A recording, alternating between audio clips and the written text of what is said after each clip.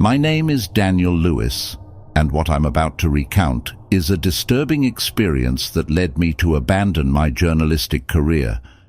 I never thought investigating a secret cult would change my life the way it did. The horrifying revelations I witnessed when infiltrating a cult that worshipped subterranean reptilian creatures were more than any rational mind could bear. In the late 90s, my life had fallen into a monotonous routine. I worked as a journalist for a prestigious newspaper in New York City, but the passion I once had for the profession had faded. Day after day, I found myself trapped in an endless series of trivial reports and everyday news that failed to spark my interest. Each article I wrote was a reminder of the lost spark that once drove me to pursue this career. I longed for a story that would make me feel alive again, an investigation that would not only revive my love for journalism, but also give me a purpose. One night, seeking to clear my mind and drown my frustrations, I headed to a bar in downtown Manhattan. The place, wrapped in a dim yellow light and with an atmosphere heavy with cigarette smoke, was full of people talking animatedly. I sat in a dark corner, observing the bustle around me while slowly sipping my whiskey. My attention was caught by a conversation at a nearby table. Two men were talking in low voices, but I managed to catch some words that piqued my curiosity. New religion, St. Paul's Valley, draconian movement. Curious, I'll slip in next week, one of them, a nervous man, was saying. My sister says the draconian movement can change our lives, but I need money for the trip. The other man laughed out loud, almost spilling his beer. You're crazy. A cult. Even if I had the money, I wouldn't lend it to you. That sounds like a trap for con artists and fanatics. The nervous man stood up from the table, spilling his beer and throwing the chair in his fury. The entire bar fell silent as he stormed out quickly. With my journalistic instinct on alert, I decided to follow him. This could be the story I had been looking for. I followed the man for several blocks, keeping a safe distance. Finally, the man realized he was being followed. He turned around and, with an expression of fury, charged at me, throwing me to the ground. As I lay there, winded and startled, I quickly thought of a way to salvage the situation. "I'll give you money," I blurted out. "The money you need to move, but you must tell me everything you know about this new religion." The man sighed and extended his hand. "All right, but we'll talk at my place." I got up from the ground and shook his hand, thus sealing the beginning of my adventure into the unknown. He took me to his house, a modest dwelling in the outskirts of the city. As we approached, I could feel the tension in the air. The man didn't say much during the walk, and I respected his silence. I entered a simple but cozy living room. The light from a floor lamp gave a warm glow to the environment, but it failed to completely dissipate the feeling of unease that invaded me. "Mary, we have visitors," the man announced. His wife, a woman with brown hair and a tired face, appeared from the kitchen, drying her hands on her apron. Her smile was kind, but her eyes betrayed a deep sadness. "Good evening," I greeted, trying to sound as friendly as possible. "I'm Daniel Lewis, a journalist. Your husband has invited me to dinner." "Pleased to meet you, Daniel," Mary replied, though her voice sounded somewhat forced. "Please, have a seat. Dinner will be ready in a moment." We sat around the table, and the discomfort in the air was palpable. The man kept staring at his plate, while Mary served the food in silence. I tried to break the ice with some trivial questions, but the answers were brief and curt. It was then that my eyes fell on a photograph hanging on the kitchen wall. It showed a man and Mary with a little girl of about 8 years old. There was something about that photo that disturbed me, a sense of loss that I couldn't ignore. "Is that your daughter?" I asked, pointing to the photo. John Luke looked up and nodded with a somber expression. "Her name was Emily," he said in a grave voice. "She died a year ago in an accident. A truck ran her over when she went to pick up her ball in the street. A heavy silence fell over us. I felt a lump in my throat, knowing I had touched an open wound. "I'm so sorry for your loss," I said sincerely, affected. The man nodded and took a sip of his wine before continuing. "Thank you. It's been very difficult for us. That's why we're so interested in the Draconian movement." I leaned forward, intrigued. "How can this new religion help you?" The man took a deep breath and began to explain. "The Draconian movement believes in the existence of ancestral beings who have the power to resurrect the dead. According to Robert Dalton, these beings can bring life back to those who have passed away, but it's not cheap. Large donations are required to finance the rituals and the construction of their temple." My thoughts swirled. The idea seemed absurd, but the pain in the man and his wife's eyes was real. They were clinging to this belief desperately. Careful with my words, I tried to appear as empathetic as possible. "I understand how you feel. In fact, I've been fortunate enough to win a considerable sum in a journalism contest last year. I could help you with the money you need to move to St. Paul's Valley, but there's one condition." The man looked at me with distrust. "What condition?" "I want to go with you," I said. "I want to see with my own eyes what this Draconian movement can do." The man remained silent for a moment, weighing my words, finally nodding slowly. "All right, we're moving on Friday. We'll give you all the information you need and you can come with us. By the way, my name is John Luke," the man said, shaking his hand, feeling that I had just sealed a pact with fate. I had no idea what awaited me in St. Paul's Valley, but I was determined to find out no matter the cost. I returned to my apartment that same night, knowing I had no time to waste. The small room was messy, with papers and books scattered everywhere. I started packing in a hurry, making sure to bring my camera, recorder, and notebooks. This was more than a simple investigation. It was an opportunity to do something meaningful with my career. The next day, I showed up early at the newspaper office. My boss, a stocky middle-aged man with a thick beard, looked up when I entered. "Daniel, what brings you here so early?" he asked, clearly surprised to see me. I sat down in front of him, taking a deep breath before speaking. "I'm going to need a few days off, boss. I've got a lead on a story that could be the big break we've been waiting for." I briefly explained my plan to go to St. Paul's Valley and document the Draconian movement cult. His expression went from surprise to concern. "Are you sure about this, Daniel? It sounds dangerous." I nodded with determination. "Yes, I am. This is the opportunity I've been looking for. I promise I'll bring back a report that's worth it."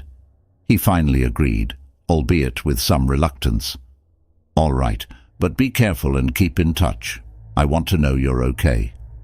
With that, I left the office, ready to embark on the unknown. On Friday morning, I headed to John Luke's house. When I arrived, they were already waiting in front with their suitcases. An old dusty car was parked in front of the house, with John Luke at the wheel. "Daniel, this is Peter," John Luke said, introducing us. "Peter, this is Daniel, the journalist I told you about." Peter greeted me with a tense smile, and we quickly loaded our belongings into the car. The journey began in silence, with the car's engine purring softly as we moved away from the city. As we advanced down the highway, Peter handed me a small book with worn covers. "Read this," he said, keeping his eyes on the road. "It'll give you an idea of what we're getting into." I opened the book and began to read. It was a kind of manifesto written by Robert Dalton, the leader of the Draconian movement. It described his encounter with Orient creatures in an underground cave and how he had received a divine revelation that prompted him to form the cult.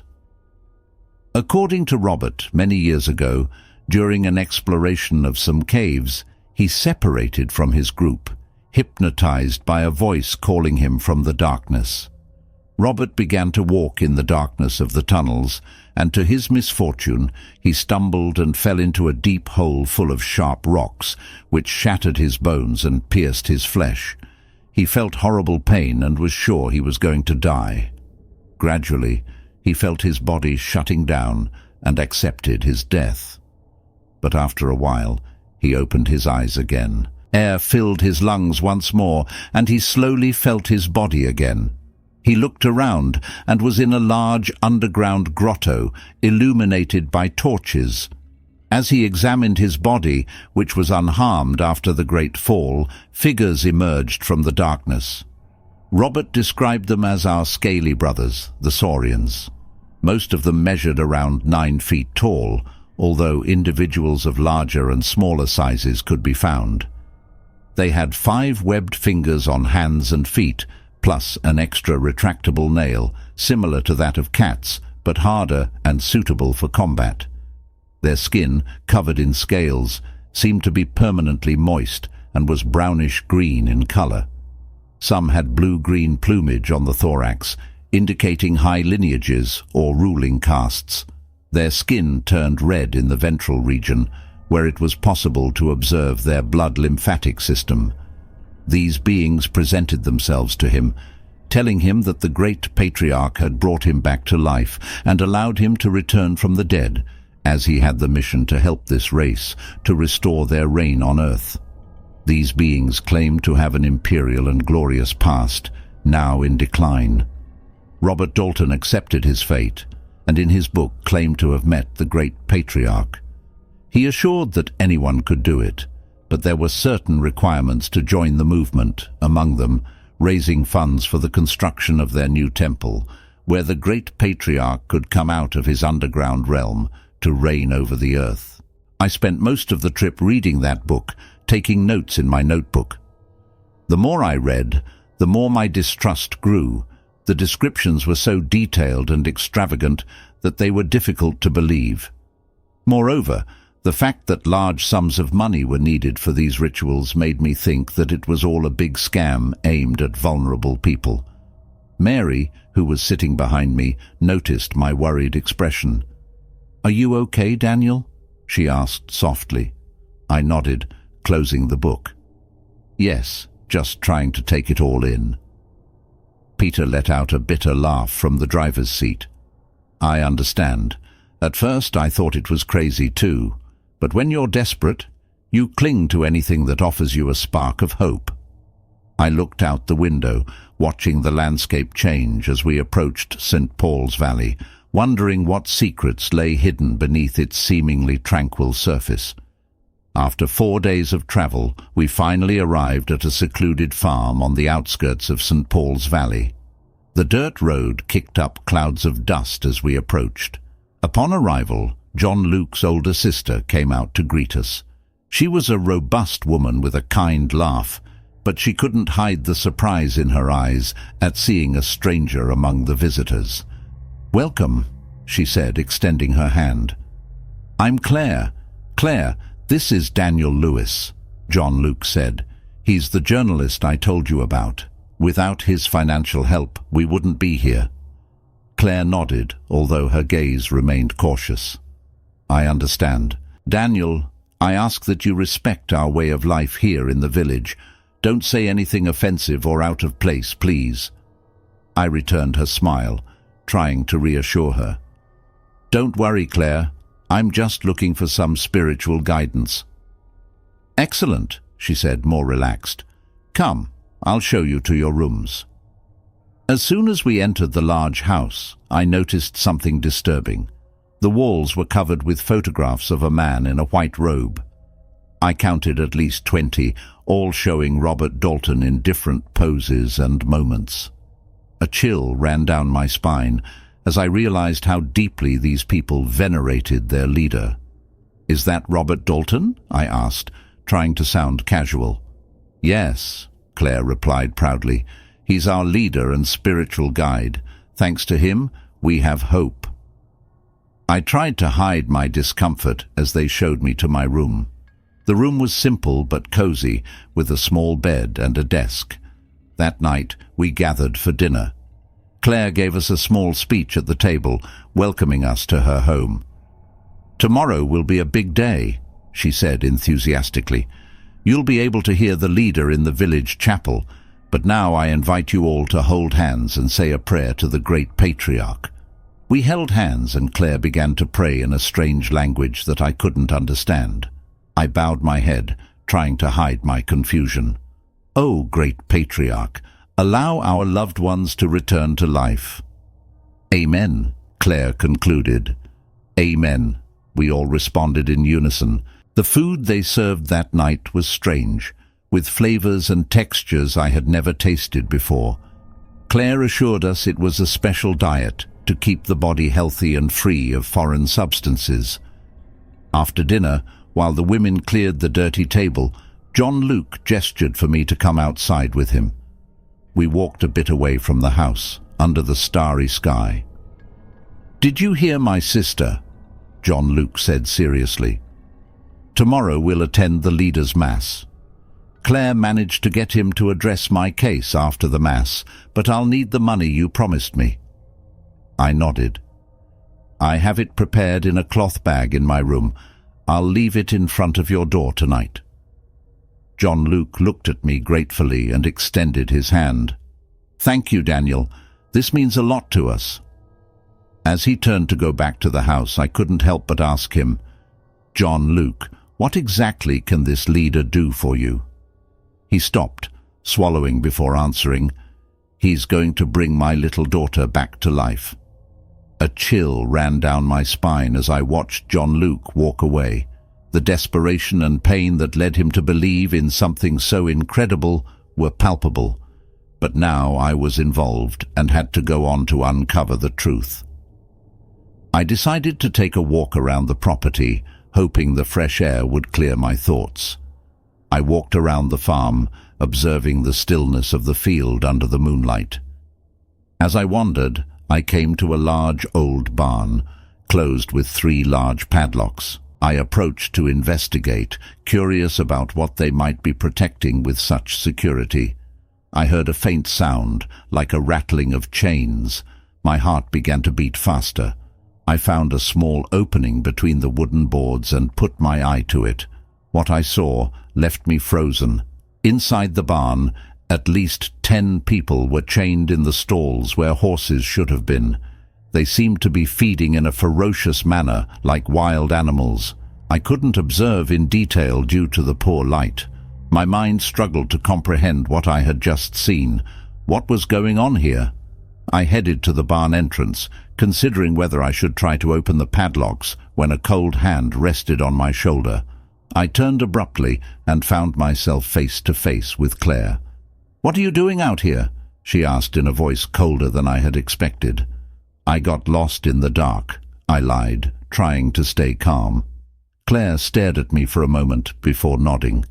"Come, I'll show you the way back to the house. This is not a safe place to wander at night." As we walked back, I couldn't contain my curiosity. "What's in the barn?" I asked. Claire stopped and looked me directly in the eyes. "That's not a barn, it's my relative's room." A chill ran down my spine. The coldness of her response and the calmness with which she said it made me feel even more uncomfortable. I returned to my room, my mind spinning with what I had seen and heard. I took out my notebook and began to write everything down, from the chained people to Claire's strange explanation. "Something very dark is happening here," I wrote. "These people are more than disturbed. They're trapped in a cult that goes beyond what I could have imagined. The photographs of Robert Dalton, the family's blind devotion, and now the people chained in the barn, everything pointed to their being much more than met the eye." The next morning, the house was full of activity. Claire and Mary instructed us that we should dress completely in white to attend the Mass. The clothing was a symbol of purity, they explained. "Today is an important day," Claire said, as she helped us prepare our outfits. "Robert Dalton will give a special Mass and then address my brother's case." I observed John Luke as he prepared. There was a mixture of hope and anxiety on his face. For him, this was the moment he had been waiting for. But for me, it was an opportunity to discover more about this cult and its dark secrets. We walked together to the village. The atmosphere was just as disturbing and strange as the farm. Most of the inhabitants were gathered in a public square, all dressed in white and singing a strange song that resonated throughout the village. We joined them, and soon the bell of a chapel began to ring, calling everyone to enter. We headed towards the chapel, which was still under construction. Despite this, the interior was meticulously cared for, almost like a small palace.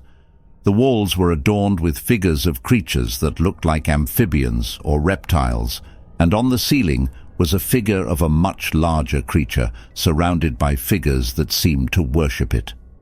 "That's the all-powerful leader who will soon come out to rule the earth," Claire whispered to me as she pointed to the figure on the ceiling.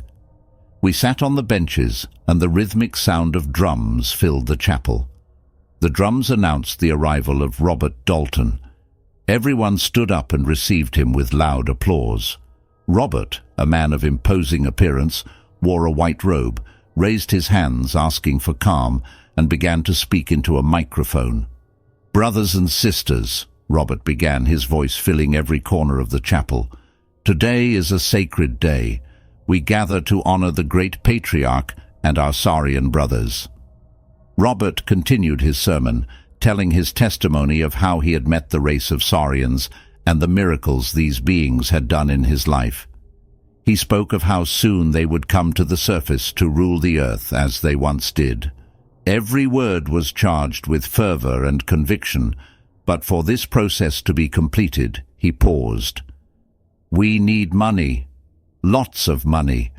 For the Saurians, money is worthless, but our society is built on it. That's why I ask you to deposit your money in these urns for the construction of the ultimate temple that will be the home of the great patriarch. I promise you that once he rules the earth and destroys corrupt leaders, money will be worthless. He will eliminate money." I watched in amazement as people stood up and deposited immense amounts of money into the urns. Robert glanced at each full urn and smiled with satisfaction. I couldn't believe how blind all these people were. After almost 3 hours of mass, everything was about to end.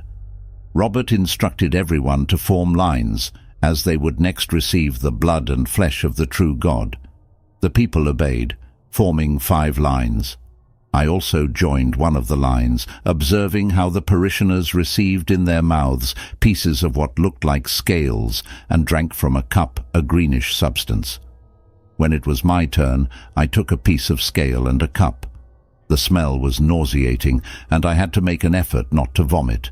The scale had a metallic taste, and the greenish substance burned slightly as it passed down my throat. I felt nauseous, and my vision began to blur. I hurriedly left the chapel seeking fresh air. I leaned against a tree, trying to compose myself. The horror of what I had just witnessed hit me hard.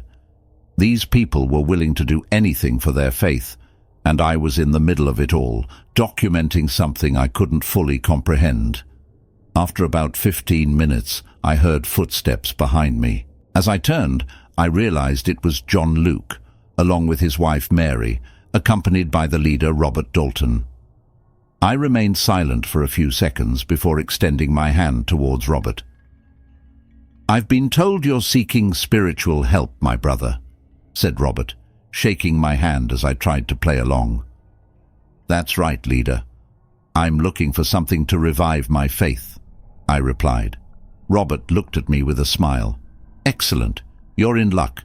Today we're going—" "Where are we going?" I asked. "To witness a miracle, let's all go," Robert replied. We were all obediently accompanied by other followers dressed in red robes who lit torches to illuminate the interior of the basement. To my surprise, it was an extensive tunnel that seemed to run beneath the entire village. We walked for approximately 30 minutes, while the people in red robes chanted a terrifying song.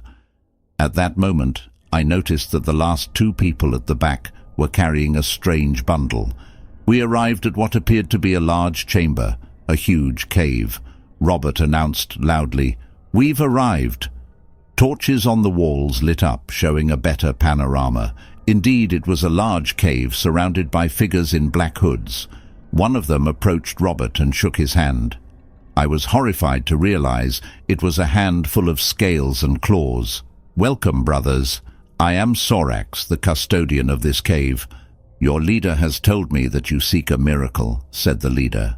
"Indeed," said Robert. "They are here seeking to bring a loved one back to life. They have fulfilled their duty to the temple, providing a monetary donation." Sorax removed his hood, revealing his reptilian face full of scales, almond-shaped yellow eyes, and a mouth full of teeth. "Thank you for your cooperation. Please indicate who you need to revive," Sorax said in a deep voice. John Luke, exalted with emotion, replied, "Her, my little daughter, she's everything to me. Please, bring her back to life." "Very well, brothers. Bring the child's body here. Take her out of her box." I was horrified to discover that they had brought with them, hidden in the car from the city, the corpse of little Emily in a coffin. The gravity of illegally exhuming a corpse became evident at that moment. The men in the red robes obeyed the orders, leaving the small coffin in front of us and forcefully opening it.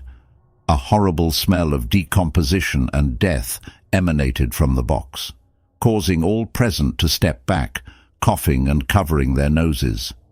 The leader raised his voice over the noise. "Calm down, brothers. The pain of death is only temporary. We will be participants in a miracle of life." Next, Robert Dalton paused, allowing silence to settle again in the cave. "Let the child's mother approach me and stand at my right hand. She will be vital for the miracle." Mary, John Luke's wife, obeyed. Although her steps were nervous, she stood next to Robert, who began his ritual. "O mighty great patriarch, you who brought me back to life, I implore you, please, now help this child regain her vital energy. Bring her back from the dead. Your faithful have already helped build your temple, which will soon be ready for your rule. We beg you, great patriarch, come here and honor it with your presence." Everyone fell into total silence. The men in red robes approached the corpse in the coffin with their torches in hand. Suddenly, something like a tentacle wrapped around the coffin and began to drag it into the darkness. The men with torches followed it, illuminating the macabre scene. The tentacle belonged to a much larger, fat and bizarre creature that hid in the darkness. It was the great patriarch, bestial, with scales and a large head resembling that of a crocodile with horrible teeth. With the help of its tentacle, it dragged the child's body to its mouth and ate it. The sound of bones crunching in its jaw could be heard. Afterward, a strange movement could be seen in what appeared to be the creature's belly. It seemed to writhe, and the patriarch's eyes turned a bright orange color. The leader looked at Mary. "It's time for the child's mother to approach the great patriarch." Mary began to walk slowly, her face a mixture of fear and hope. Then another black tentacle emerged from the creature's body, wrapping around Mary and lifting her into the air. Her screams echoed through the cave as the tentacle squeezed her, inflicting indescribable suffering. The scene was brutal and lasted for at least a minute. Finally, the tentacle released Mary, who was left exhausted on the ground. Robert proclaimed, "It is done. The patriarch has brought the child back to life. It's a miracle." Mary began to writhe on the ground as her belly swelled to the point of looking like a 9-month pregnant woman. "Brothers, let's help this woman give birth," said Robert. John Luke knelt beside her. "Please, allow me to help with the delivery." Robert nodded. "Very well, let the father help." For 3 minutes, Mary had labor contractions. I watched, amazed at what I was seeing. It seemed that the miracle of life was real. After a final push from the mother, a creature emerged from her. It definitely wasn't human. It was like a baby with scales, yellow eyes, small claws on its limbs, and a mouth full of teeth. John Luke took the creature in his arms. My God, she's as beautiful as I remember. I was terrified by such a horrible scene.